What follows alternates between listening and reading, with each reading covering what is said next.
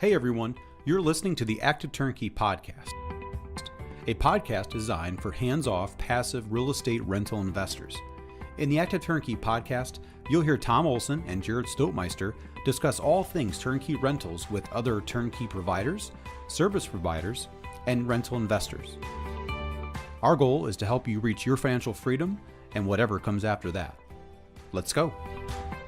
Hey everybody, welcome back to the Active Turnkey Podcast. I'm your host, Jared Stoltmeister, and we have with us today the Tom Olson, and we're here. We are here. This is number 2 already for the year. We're killing it. We are. So we are on a roll. Every time we get on this podcast, Jared says we are here with the Tom Olson, and sometimes I like want to respond to it, and sometimes I don't. Sometimes I just roll my eyes in the back of my head, and I'm like, why does he keep doing that? It sounds painful. It's like your typical employee. You're trying to get them to change to do things, and they don't do it. But you know how it is. I completely disregard it. Yeah, completely. Yeah, but so and I think it's because my handles on social are the Tom Olson. So that's kind of where Jared got it. Just want to let everybody know I don't really think I'm the man. In fact, most of the time I think I'm like lower than like even my employees here. I'm just here to help. To help. Some might tell you that. Yes, especially my employees. Especially one in particular employee. There you go. Whose name is Rebecca. Ooh.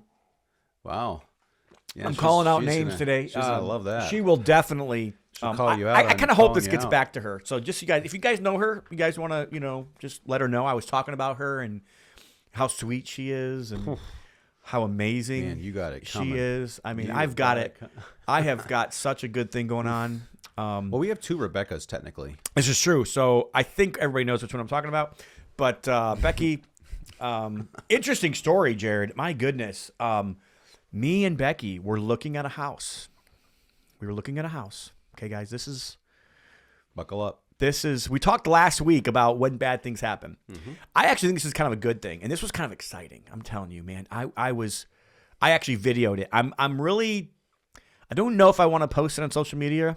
I'm being careful about this, but we were looking at a house and, it was funny because before we went to this house, I asked my wife, I said, hey, are you ready to go to that house and fight? And she's like, well, what do you mean? And I was like, well, that's what we do. Every time, you go and, we look at kitchen layouts or bathroom layouts or like what walls we want to move and where are we going to put this or where we're going to put the apartment in the basement or whatever.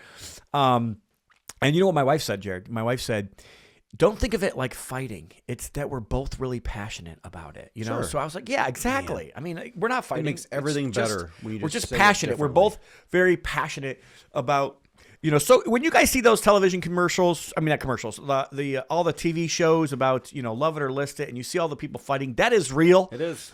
That's not the fake part about those shows. The fake part is like how much money they make. The problem is you have 2 designers. This is partly true. You have 2 designers walking Now Jared's in. calling me out again. This is true. This is the only place I feel comfortable enough because right now we're recording. Yes. So, yeah. So you have 2 designers walking in the door, and they have their own opinions, they have their own styles, or inevitably things like that, and they're going to bring it up. Yeah, exactly. I've been there. I'm a witness to what Tom just Jared's said. a witness. He's like, and I'm like, can I get an amen? And I just kind of like, okay, well, what do you guys want to do? So, anyways, all of that to say this. We were there, and all of a sudden, we hear, like, okay, what's going on? And then there's somebody on a megaphone, like, and we couldn't hear it. It was like, so we're like, what? So we go to the front window, and we see what's going on, and I'm telling you guys, no less than like 50 cop cars. And they were like marked, unmarked, and this biggest SWAT truck, like, have you ever seen the show SWAT? Like, I've never actually seen one of those in real life. That big truck, I don't even know what they call it on the show SWAT, was there with a guy with a big machine gun. The turret. And they are like pounding down the front door, and they had a warrant out for these people's arrests, and I apparently it was like drugs or something in there, which it always is, it's always drugs. But hey, that was an exciting thing that happened to us. So I just figured I'd share with you guys. Last podcast we talked about. That's when a good thing happens to a bad person. Getting them arrested. That's good for everybody Okay, there you else. go. Yeah, when a Good good for thing everybody happens else. to the rest of the community.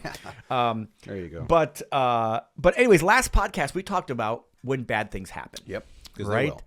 And so we kind of wanted to just kind of review some of those things that we talked about in the last podcast, Jared, Yeah. and maybe kind of help you with how we handled those things. And our hope is that by just kind of watching somebody else and maybe learning from, and I wouldn't even call this mistakes, just learning from things that happen to other people. How do you solve issues? How, because that's really what needs to happen. At the end of the day, every single day, you just literally have to face it and fix it. Like, you have to admit it. And if it's something that you're doing, you got to quit it. And if there's an issue or something bad happens, you have to face it. Like, the worst thing you can possibly do is bury your head in the sand. I have seen investors. I have seen investors get into huge trouble because they're just unwilling to admit where they're at, and face the circumstances that they have been in. Mm-hmm. And instead of like nipping these little things right away, they start piling up. Mm-hmm. And today's podcast is really all about what not to do and then also what to do. So, especially for rentals, if you own a rental portfolio and you have houses that need money, you need to put money in these houses to turn them over, turn them over. You're getting into the do part already. We're already jumping in. It seems. I Like know. I am because these aren't exactly things that we talked about on the last podcast. I'm kind of like a little bit of an introduction. Well, you stole one of mine. So I'm sorry. I feel a little, I'm so sorry, Jared. He did. It's fine. Then maybe we just need to get right into it then. So let's review some of the things we talked about in the last podcast. Let's just do that. So let's kind of unwind this. Let's review. So last podcast we talked about lenders that had to foreclose on properties. Yep. We talked about our HVAC that was stolen at one of our properties. They stole the outside unit and the inside unit, and they broke into the property. They messed up a door a little bit. Professional hit. They're really clean. And honestly, like my contractor that was there, they're like, these people had to know what they were doing because they really got in and get it out. This next one, we had 80 to 90 sheets of drywall stolen. Mm-hmm. Yep. Then we also had the cameras on our one property that were stolen, not stolen, and returned. And put back up. Yes. Yeah, all that. Yeah. What were some other good appraisals, bad appraisals we talked about last? Yeah, sure. Anything else that you remember? Well, if we're talking about rental portfolios, you're talking about repairs, damage to property, evictions. I mean, there are some investors, Tom, in our experience, where they can't believe that they have to do it. And it's like, this is reality. You're gonna evict people. I know. Like, you know what's funny to me is the same people that think that there's no repairs are the same people that probably spend $20,000 to $30,000 a year on their own property, maintaining it. They also, if they were to buy a new property, or let's just say they were to buy an existing house, right? And it had just been flipped. Most people go in there and spend $5,000 to $10,000. Right off the bat. It's like, and if you're an investor, you probably should have the money where that's going to be the norm. It's going to happen. So every single time a property, somebody moves out of a property and then somebody else moves back into a property, there is going to be something. Yeah. I would say it's rare that it's nothing, frankly. That's really? Rare, yeah. right? It's very, very rare. Now it does happen. Right. And I wouldn't say it's like the 1 in 100. But I would say, probably it's less than 10% of the time. Yeah, I mean, if you moved out of your house today, would someone have to do something to fix it? Probably. I would think so. Probably, more than likely. Sense. Yeah. If it's just touch up, it's still touch up. So let's just start there with that one, because that's kind of where I was already at. Okay.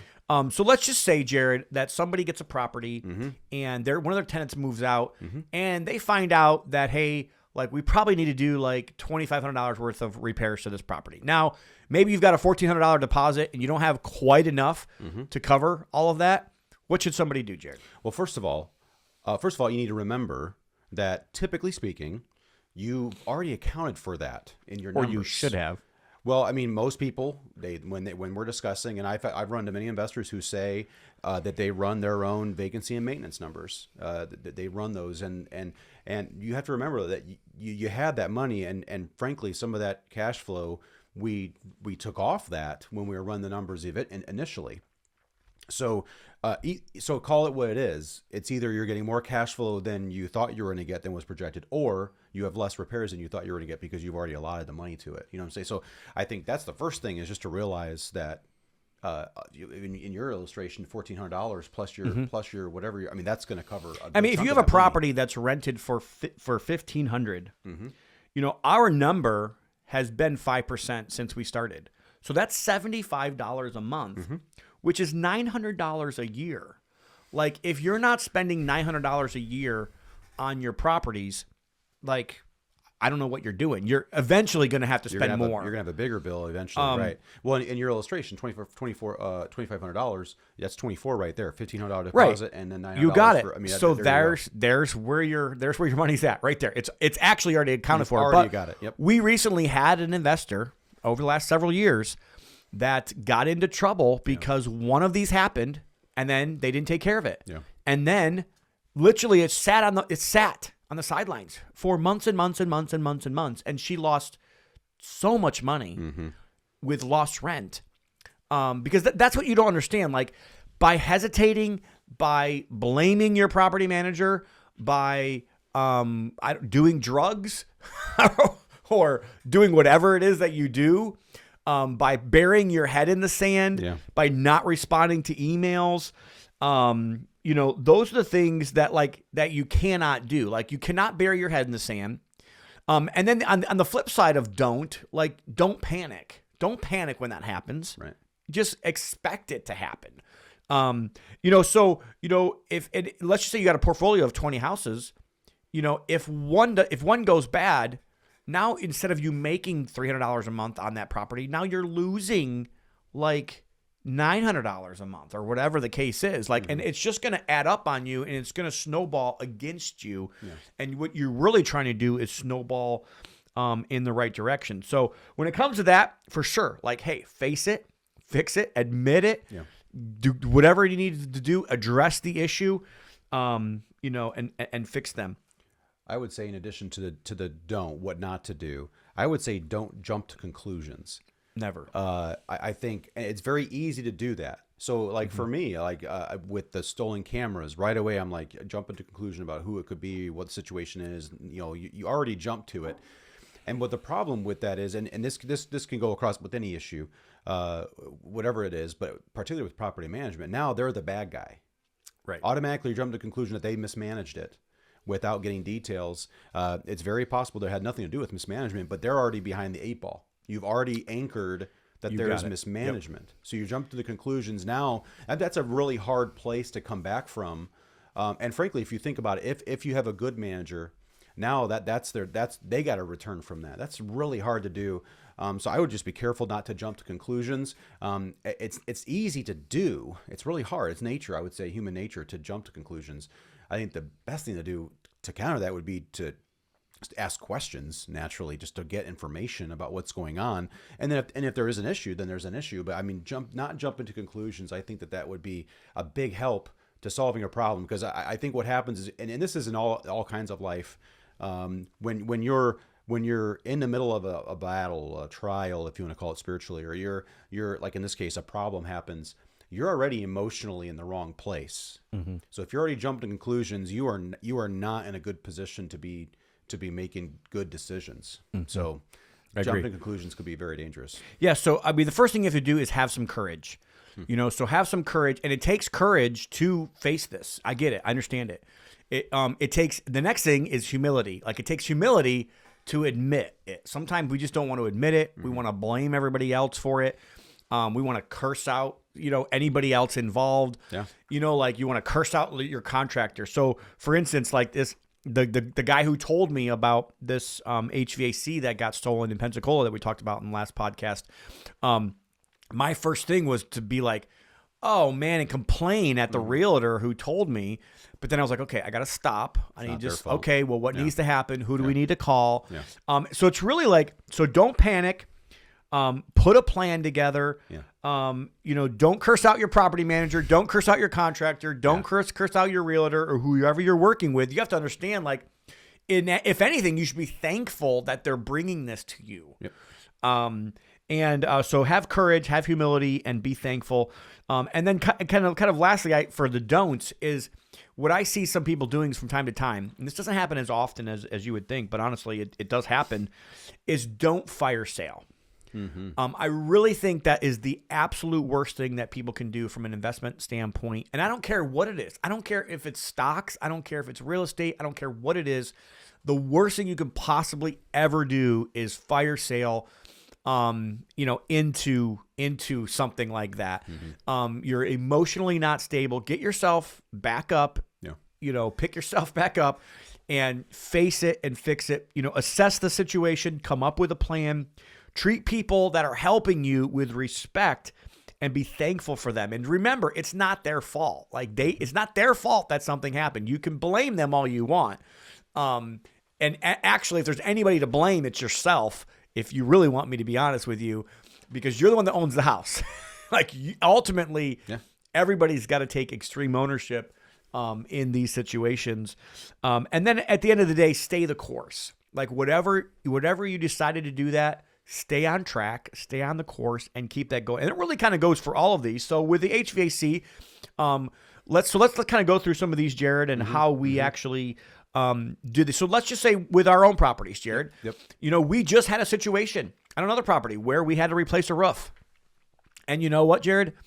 Do you think right now I really want to spend an extra $6,500 on a roof right now? Nobody does. Absolutely not.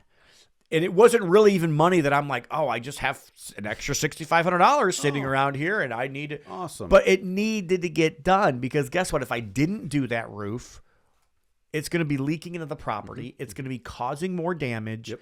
And actually, this was a roof we already repaired once. We already thought, okay, 2 years ago, okay, it's getting older. Need to repair it. We repaired it, and now that's kind of run its course. It's going to happen. This kind of stuff if you're happens. patching a roof, you're going to need a roof eventually. Unless it's just a brand new roof. Yeah. Sometimes I'll tell you guys, this is kind of something I'm seeing a lot lately. We're seeing, especially with storms. If you're in an area that's got a lot of storms, when storms come through, they really do mess up things on roofs. They mess, especially your your caps, especially your flashings, and your vents. We're seeing issues. I've seen a couple issues just recently that I'm like, man, we probably need to be checking these things on a more regular basis. Sure. And making sure that these things aren't happening. But a lot of times I think it's storms that cause these things. So I have another one along that line with what you're saying, though. I would say don't make the same mistake twice. So we've learned, and some of it means you have to spend money to make sure it doesn't happen again. So with AC units, if we have one stolen, we're going to put one back in. But there's different ways. Maybe you do it on timing. If it's a sale, maybe we wait till closing day, or maybe we just need to put a cement pad in and put a cage on it. And to my knowledge, I don't think we've ever had one stolen that we had a cage on it. To my knowledge, I don't think it's ever happened. I know I've heard some people on social media say, "Oh, they could still steal those," and I'm like, I don't know. It's a lot higher of a barrier. Yeah. So this, for instance, this one that just got stolen. This is what we're doing. The steps that we are taking. So a couple things. First of all, we are buying tags. These are air tags that connect to an iPhone, and we're going to put them inside the furnace, inside the AC unit, kind of hidden. So if for some reason they were to get stolen again, we would be able to track where they're going. The second thing we're doing is we're putting a cage on. The third thing we're doing is we're putting cameras up. And the fourth thing we're doing is actually the fifth thing. We're doing 5 things. The fourth thing we're doing is we're putting signs up telling people, hey, you're on camera. Every little thing that we're doing is just do we think that it's not possible for somebody to come and steal it again? No, it could happen again. Yep. But we're just trying to put more and more barriers that people may not want to jump over. Right. You think about it, if you know you're on camera, you could still steal it. But the chances of you getting caught are much, much greater. Most people are just going to go find somewhere else before they go after. And then lastly, the closet that inside unit is in, we're actually going to put a lock on that closet as well. So like every little thing that we're doing for these HVAC things is like we're adding extra barriers to be able to make this happen again, especially on a house, because we've actually had it happen to us before where things got stolen twice. Like the chances of them coming back to that same house are actually greater than if if the house is just sitting there. Especially if you're in an area where, or like in this case, we had a professional hit. So, I mean, he had to be aware of what's going on locally with whatever, and then they may just be watching the house. They may just be, I mean, we had one house, probably the worst we've ever had, where there was a neighbor who was just on lookout. He knew we were doing the project. We were pretty, in fact, I think we knew. The guy was selling. He was selling the stuff. I think he sold like a kitchen cabinets or something. Yeah, a tub. Yeah, I mean, we were taking the type of things where I think he was even maybe returning some stuff to stores for cash, and so we started taking stuff out of boxes and just say, here, you can't take it. But in the end, like that's the thing. Setting up the cameras, and after we did that, after we secured the place and had cameras up, they didn't come again. And again, that wasn't a rough area either. Like this is what you have to understand. Like everybody, I think a lot of people that are going to watch this. Oh, you're in these areas. No, I'm telling you guys, some of our worst stories were not the rough areas. And honestly, like I think I can actually only think of maybe 2 instances out of all the ones that we've talked about that I would say, hey, okay, these were in rough areas. Like even this HVAC that just got stolen. I'm telling you, this is a nice house. It's a flipped house. Like it's a house that we're trying to sell retail on the market. It's a nice home. So it's not always just those rougher areas where that happens. So again, like don't panic, don't curse out the messenger, have courage, be humble, be thankful, and don't just fire sale. Don't panic. Don't make that happen. That's the worst thing you could possibly do. Face it, fix it, assess it, come up with a plan. That's what we did. Treat the people that are helping you with respect and be thankful for them for helping you out. And then stay the course. That's what we're doing on that one. So how about this drywall, Jared? So what were some things that we've done for this property? Oh, well, we did set up cameras. We changed locks. One thing we don't do is we stop putting lock boxes at the property. We make sure that the contractors that are working there, we make sure that they have a key and only they have a key. So there is no key to break into at that point. They'd have to break the door down in order to get in or break into windows. Sometimes we board up windows all around the main level so they can't get in that way. We had one situation in that one rough one you mentioned where they had a child. They broke a basement window and had a young child crawl through the basement window because it had to be someone small to do it.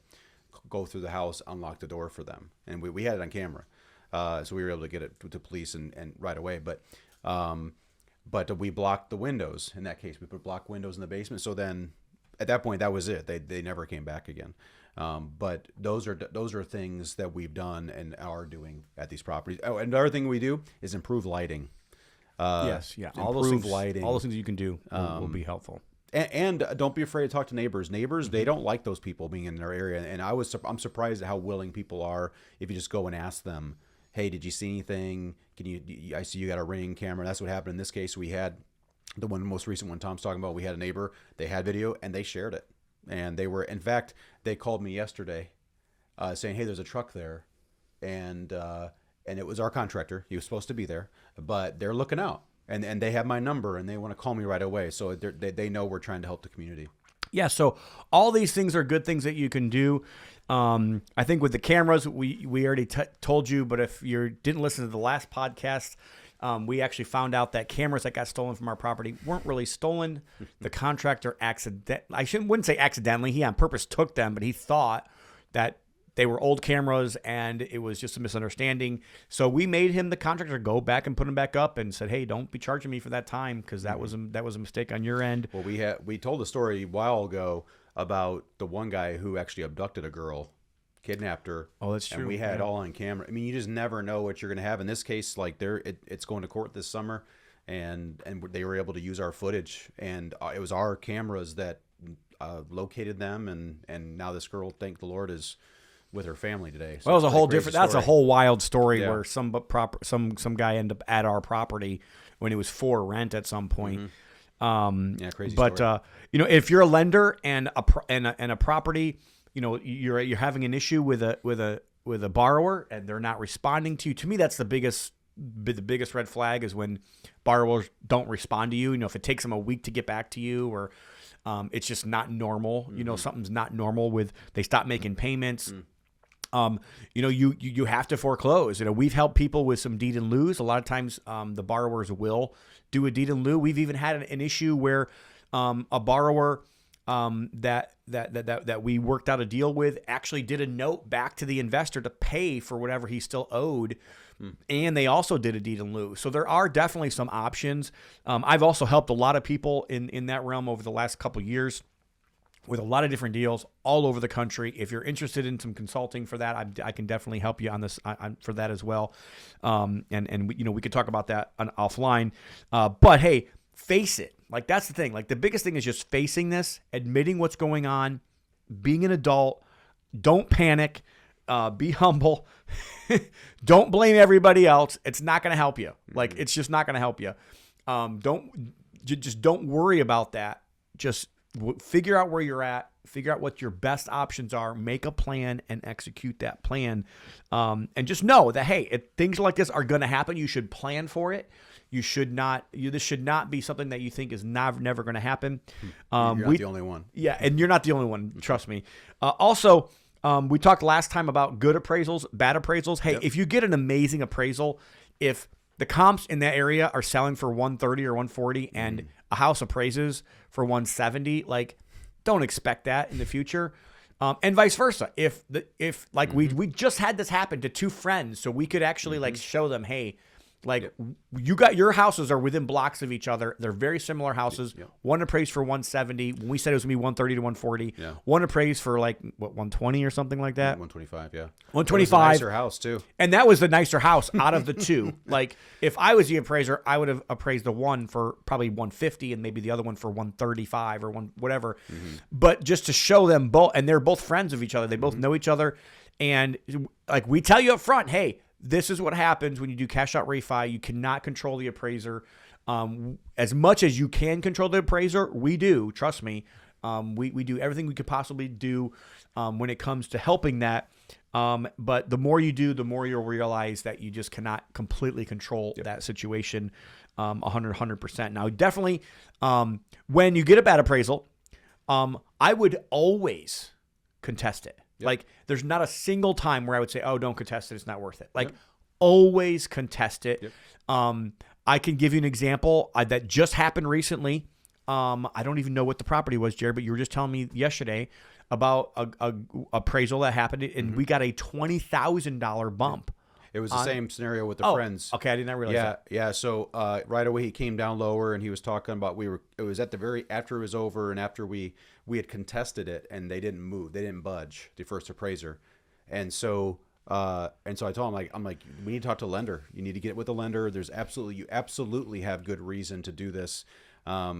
We shouldn't accept it the way it is. It's not. It wasn't. I told him it wasn't bad. It wasn't horrible. Yeah. It wasn't bad, but it also there were plenty of other comps to justify a higher number. So it's like you said, it wouldn't hurt at all to do it. And in this case, the lender thought that it was bad enough that they weren't willing to move because their comps were. This is where the details all gets in here, but they were using comps outside of a mile, all this types of information, and because they weren't willing to budge, they actually aren't using that appraiser anymore. And then they went out and got another appraisal, and then it bumped up 20 grand. And so, of course, he's ecstatic, naturally. And he didn't get what his friend got. Sure, but we told him at the beginning it was 130 to 140. And he beat it. That's what we told him. And he beat it. Yeah. And so both appraisals actually came in higher because one person contested it. One person was like, no. Now, again, like there are times you're going to contest and you're not going to get them to budge. Yep. We have found normally most reasonable. If the appraiser is a reasonable person and you could bring 3 good comps that are higher, you can get them to go up at least $5,000. If they don't go up $5,000, they're more normally not really willing to work with you. We've seen 10 a lot. 20 we haven't seen very often, I'll tell you that. But this was because a second appraiser actually had to come in, a different appraiser, and make that happen. That's so Hey, these are some bad things that can happen. Also, I mean, honestly, the other thing we haven't talked about that we talked about last podcast was a property, like a project that just took forever. I think this project has taken 6, 7, 8 months. Honestly, it's taken way too long. It was probably like a 3-month project or 2-month project to begin with. And you just have to just bear it. Honestly, there's some times where you just have to. Yep. It's out of your control. You just have to do whatever you have to do to get through it. Same thing with the water in the basement that we talked about last podcast as well. You just got to fix whatever needs to get fixed. And whether you like it or not, it doesn't really matter. Like it's true. And so worrying about it, blaming people about it, all that does is hurt you. Well, you can make some enemies of people that want to be your friend. And honestly, like it is literally like drinking Drano and expecting it to hurt somebody else. That is going to hurt you physically, emotionally, mentally. It's going to distract you from what's really important, which is really like all the stuff that we talk about that's good in owning rental properties. Yeah. So, dude, I have a couple things you can do. Okay. You awesome. Talk about what not to do. Here's some things you could do. One, I would just say get advice. Tom already good offered idea. some of that. Yeah, that's good. I mean, because, okay, just being frank, many investors, you guys don't do this full time. You don't know everything. And then that's fine. You don't need to know everything. But even somebody like us that has done this full time for decades, like we still get advice all the time. Yep. Yeah, I was on a call yesterday with an attorney, about something, and I was like, what should I do here? Like, you're the expert. Yep. Tell me what to do. And don't be afraid to get a second opinion. Like I've done this. I can't tell you how many times I've done this with my own rental properties. Something happens. We get a contractor out there. And again, there's some really good contractors, but there are other guys who just want to drum up more work. And I almost always, if I just say, can we get a second price? Let's send another person. We had this happen recently in a specific town where I think there's a racket going on with pest control. These guys, this pest control company, $8,000, $9,000 pest control thing were in the attic. We sent a second pest control company. It was like $300. People who know me, I'm not exaggerating. It was like $8,000, $9,000 bill from one company. It was the second time it's happened. And I mean, I've told them we should never use this company again because it's a racket. But I'm like, no, we're not paying that kind of money. Let's get a second price. So don't be afraid to get a second opinion. It's the same thing as getting more advice. It's the same concept. Yep. Another thing I would say is make the repair. You've already said it. Make the repair. Just do it. Because I know in recent times, even for me, where I have some of my own houses, we're local. I'm like, oh, I'll take care of it. Or if I do, it'll be cheaper. Or it's always longer, and I cost myself money. I lose money. So just get it done. Bite the bullet. Take the hit. But at least you'll be able to move forward, and you'll be able to. And Tom's already alluded to that. And then lastly, I would honestly, like this is the problem. Like you let something small go. And then again, and every single time, Jared, it happens where now something else comes up, and then and you're actually creating a snowball that's going to roll over you. And the whole reason to have the rental properties in the first place is to create a snowball that's helping you. Yeah. So you're actually like you're not just hurting you. It's just not. I think sometimes they isolate that situation. It's just that is not going to hurt me, but. It's kind of like getting cut with 1,000 paper cuts or something. You can still die. Yeah. It's not a good way to go. So just take care of it when it happens, especially when it's small. Like take care of them. The other thing along that line is it will never be cheaper if you wait. Never. Even Even if it's just one thing. Now you mentioned like other things will come up. That's an addition to it. But that one repair, it will never be cheaper. Never. Its costs go up. Everything goes up. And bad news. The damage goes bad. Yeah. Bad news does not get better with time. Correct. That's true. 100%. Nope. And then the last thing I would just say is keep good records.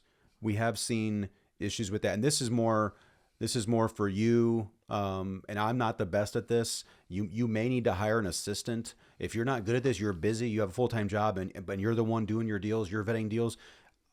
Are you keeping good records? You're going to need it. It's in your best interest. Maybe hire an assistant for a few hours and send them all your invoices, have them record it and all that stuff. But just keeping good records, that's going to help you when it comes tax time and anytime you need to reference something. Now, nothing that we've talked about today or the last podcast, I went out and got my insurance involved. Just so everybody knows, like just being very, very transparent. Like maybe... it's going to cost me about $6,500 for the HVAC. Our deductible's probably $2,500. I probably could have got insurance involved in that. Sure. I personally am just not going to do that.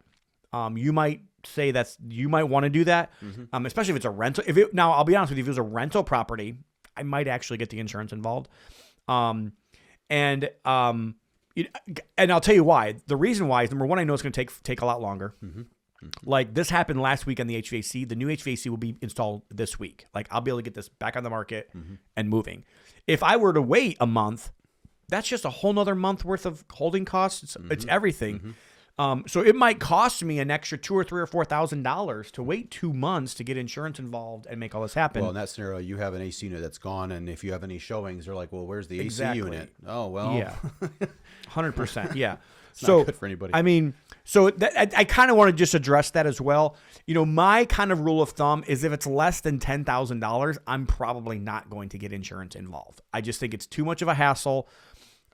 Your insurance rates also, I believe, kind of go up every single time that you even, send it to them. I know legally they're not supposed to do that, but you all know practically it's the case. And they're so fickle today anyway. You get a couple dings on you, they might not want to cover you down the road. Is not, renewing. Yeah. And that's just me. Like I have not normally done it. Now I've done 2 big insurance claims in the last 2 years. One was our fire at our building, but this was a massive loss, more than 10 grand. And the other one was my car accident. So those are the things that I wanted to make sure I mentioned as well. Yeah, there's a lot of content in this, a lot of things we could have broken this down, like Tom said, and maybe done a 10-part or whatever on this. But these were some things that have happened recently. We wanted to be transparent. We wanted to tell you, hey, you got to face it and you got to deal with it. This is life. It's what happens. But we want to tell you that this is some of the negative stuff, but rental properties are forgiving. You have time. So just make the repair and deal with it. Yeah, I have never lost money on a property I was willing to hold long enough. So just remember that. Like, I think sometimes people are like, oh, I got to get rid of all my losers. No, I've never lost money on a property I was willing to hold long enough. But I would have lost money if I wouldn't have addressed the issues. So address the issues, keep them rented. Your lost rent is massive. Like that's the biggest thing that you should be focused on, is trying to fill vacancies when they're vacant. Like that's the number one thing in that we say in our property management company. Like it's the most important thing in our property management company is to fill the vacancy. Like as soon as it's vacant. Now, if an owner's not working with us, if an owner's not approving, it's on them. It sucks. Because it hurts them, it also hurts us. Like it really does to have vacant properties out there. So fill the vacancies, get those things filled, address the issues, and make it happen. I want to let everybody know about an event we've got coming up September 4, 5, and 6 right here in our office. We'll have about 100 to 120 people here. We've got amazing speakers, guys. Like there's over $1 billion worth of assets under management in just the speakers that are speaking here. You'll hear things about, thinking bigger. You'll hear things about lending, borrowing, rental properties, turnkey rental properties, you name it. Like it's going to be here. We're going to do a really cool night called Real Estate Horror Stories. Maybe we should do a podcast like series about real estate horror stories. We've done one, and maybe we should bring other people in and ask you about your horror stories, and really like not just your horror stories, but like we'd like to learn from it as well. Sure. Like, so what did you do? What was the outcome? Tell us all the bad stuff that's happened, and then how did you face it? How did you fix it? Like, give us some tips that we can teach the rest of our podcast listening audience as well. So think about that, goodsuccess.com. You guys can find out more information about that event. We also, if you're local to Northwest Indiana or 25 other locations around the United States, we have deal maker meetup groups popping up everywhere. I'm super excited about that. If you want any more information about that, you can reach out to me or Jared, and we can get you information about that. And also, I want to remind everybody, if you are an investor, you're a accredited investor, get in on the Conduit Capital Legacy Fund before we close it out. And that's about all I'm going to say about that, because we are right at the end of being able to keep that fund open to new investment. And then we're going to have a new offering here in about a month or so. But I hope to see you guys at that event. And also just remember, we do build rental portfolios for investors. So if you're looking to get into real estate investing and you've been on the sidelines waiting, maybe you've been waiting for rates or what have you, and you're just like, I've waited long enough, it's a great time to buy. We've had investors lately who've been looking at trying to get specific type deals. And I told them, if you can't get them now when the market's down, what makes you think you're going to get them later? The odds are not very good. So that was still a good time to buy. There's opportunities available. We can help you with either turnkey or active turnkey, or what we would call BRRRR.